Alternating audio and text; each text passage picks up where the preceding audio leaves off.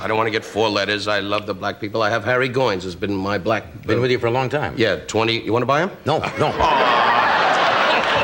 Don Rickles' insults turned every appearance into legendary television where nobody was safe from his sharp tongue. You got heavy stuff going, but you're a good guy, and you know I love you, Ed. Thank you, Don. I'll testify to anything. These are Don Rickles' funniest moments on Johnny Carson, the Sinatra prank. Hey, Frank, it's good to see you. I just was hanging around in the hall, and they said Frank Sinatra's here, and I've never met him, you know. And I get the chills. You'll excuse us, won't you? Certainly. Marco Mangananzo was hurt. Fambino Bombazzo, 2 bullets in the head Thursday. Carson later said Rickles can improvise fearlessly with legends, and somehow everyone ends up laughing, including Frank. Don Rickles, the unfiltered attacker. Funniest monologue I've ever heard. Heard you many, many years. Yeah. Tonight was the funniest, so enjoy it. I know you. Yeah. When you're on 26 years, I mean, where's the challenge? Gives you a charge. Yeah, what do you need to charge? 26 years. Walk away. It's over. Yeah. So what's new besides the competition?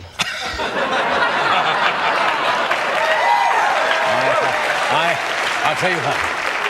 I like competition. Johnny told his producers, Rickles turns me into both the target and his biggest fan, which makes every punchline land twice as hard. The everyone roaster. I got him out of here before you got out. He was a sweet man. He went back. He said, Don! I kicked him in the leg and he went away.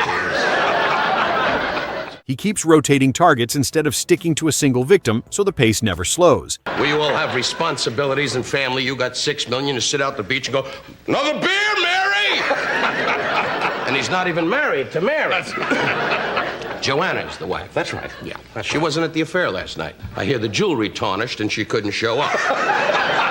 Carson joked to Ed McMahon. Rickles doesn't give anyone time to recover, that's why the laughs keep building. The back-and-forth champion. Don, are you the governor of Guam? The segment becomes back-and-forth sniping, with Carson answering him in real time. aren't you getting a little older? I know your age. The prom's over. All right. I mean, It's summer. I know, but you're dressing like some Chinese yo-yo or something. Johnny later told friends, playing at Rickles' speed instead of just absorbing damage is the most fun I have on this show. The Sinatra Interrupter. Guido says hi. He hasn't had a chance to talk to you. And from Jersey City, your good friend, Bubani Umbazzo. What's his name? He started his car with your album on, and now he's a highway.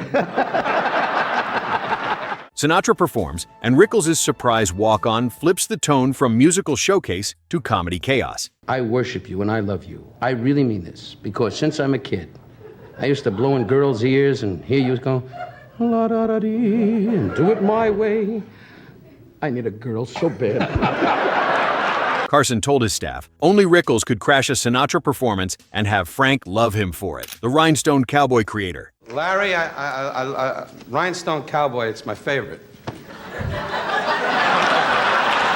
Rickles picks the ridiculous persona, Rhinestone Cowboy, for Carson and commits to it. Now go ahead, destroy my version of Rhinestone Cowboy. But just don't come in my neighborhood. You're going to get a lot of hugs.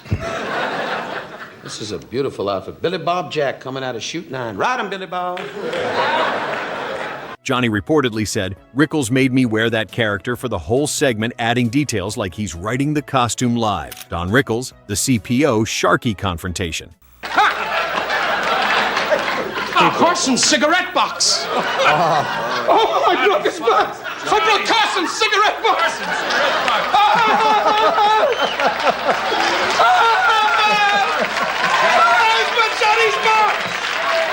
Carson leaves his own stage and confronts Rickles on the CPO Sharky set over the famous cigarette box incident. Are they on the air? I don't give a damn if they're on the air. Open it up. Rickles, hold, stop the taping. Stop the taping.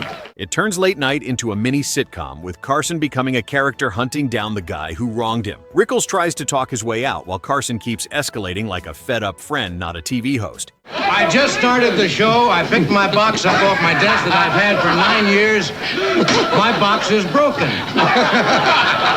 They told me They told me you broke it on the show last night. Well, I really... Carson reportedly told producers, "We're taking the feud to his turf and watching him squirm. The premise is genius because it breaks the fourth wall completely." The laughter comes from how real the irritation feels, even though everyone knows it's comedy fuel. Rickles stands there defending himself while Carson destroys his desk in revenge. The Lou Brock coach.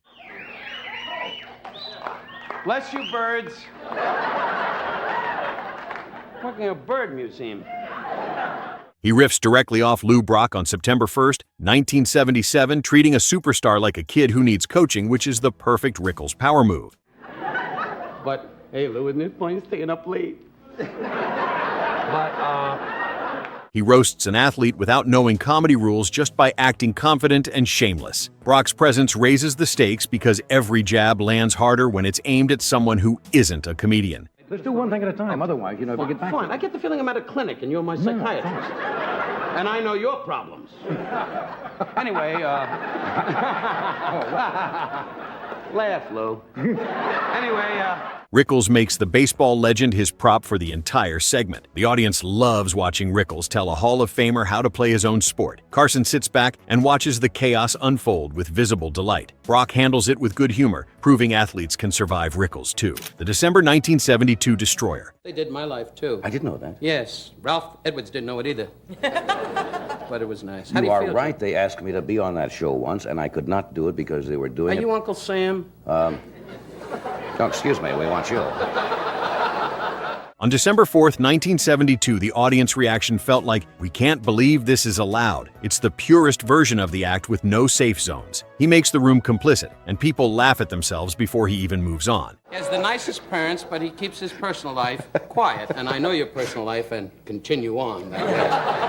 The momentum is the joke, because every new target proves the last one wasn't special just next. Rickles dominates the entire segment without ever losing steam. You know, and you are. You're an outgoing guy. I just picture you on the wedding night, all that wild vitality and all that, you know, that aggressiveness, you know. Probably sat in a room in his underwear looking at his periscope. Carson barely gets a word in because Rickles is on such a roll. The 1972 audience wasn't used to this level of fearless insult comedy. Rickles proved that comedy could be aggressive and beloved simultaneously. The old Hollywood needler. Did you just run out of ideas? You got so many ideas, you finally said, Well, what do you want me to call it? A pencil? That's what you... Why you call this a pencil? Well, that's what it is. Well... That's what it is. He shares a couch with Desi Arnaz and Bob Hope on March 4th, 1976, so every comment has old Hollywood weight behind it. Rickles doesn't respect the hierarchy. He needles icons like they're his buddies. The audience gets to watch three eras of entertainment collide in one conversation with Rickles forcing the pace. Desi and Bob both try to keep up, but Rickles controls the segment. The generational clash makes the comedy even funnier. Rickles treats legends with the same disrespect he shows everyone else. Carson moderates while three comedy giants trade heat on his couch. The segment proves Rickles' comedy transcends generations. Mr. Warmth contradiction. Nah, I'm not going on. Come back here. Louis Billson, he give him a solo, he goes bananas. How you feel, Louis? I spoke to Pearl, she's fed up. The specific detail is Carson's Mr. Warmth nickname from September 19, 1975, which becomes the running contradiction that makes Rickles' cold-blooded roasting funnier. Okay, look at your notes and let's get it over with. Who needs notes with you? Oh, We've known it's each good other to see so you, John, long. really, it really We have not is. seen each other And we haven't... for how at long least is it? 4 or 5 months. Yeah, it really has. So, Not you know, s- my career has been... but it's... Carson regularly let characters and recurring bits build over time, and this nickname became shorthand for Rickles' whole persona. Every insult becomes a punchline and a callback because Mr. Warmth does the least warm thing imaginable. Dave Tebbett and Bob Wood and Freddie Silverman, they all sit together and go, what are we going to do with the Jew? What are we going to do? You know, and one black guy in the hall goes, I know what to do with him. The contradiction is built into the brand, making every appearance self-aware. Rickles embraced the nickname, using it as armor for even sharper attacks. Carson's genius was labeling Rickles in a way that made the cruelty funnier. The audience loved the irony of calling the meanest comedian warm. By the way, I saw Joanna in the fashion show. Your wife, you remember Yeah. Joanna, the 8x10? Yeah, oh, come on. She's sitting home now in the estate going, I hope he brings the check.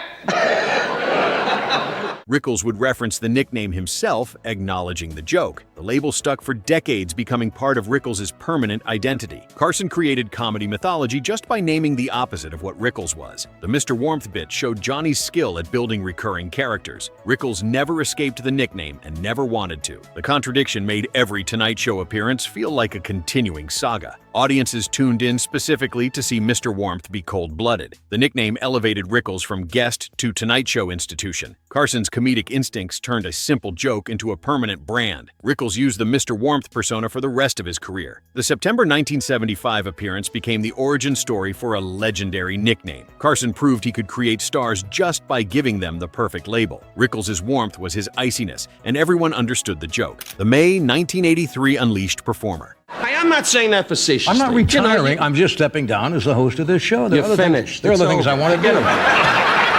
Stop trying to be graceful. They asked you to get out and you're walking away. On May 6, 1983, Rickles is at peak confidence, treating the format like it belongs to him, not the host. Let's Loose is basically the brand promise with no polite interview, just controlled mayhem. He says things a normal guest couldn't, and the room loves that he's getting away with it. The swagger is the comedy because he acts like he owns Carson's stage. Rickles walks out already in attack mode, giving Carson no time to set him up. Stay on and take Sevenson with him with the funny jackets and hope they skyrocket. Jay Leno's going to work in the crowd selling peanuts. But don't worry, John. You got $40 million. You should walk away. Come on, I know what you got. I saw your house at the beach. I'm comfortable. Comfortable? Comfortable?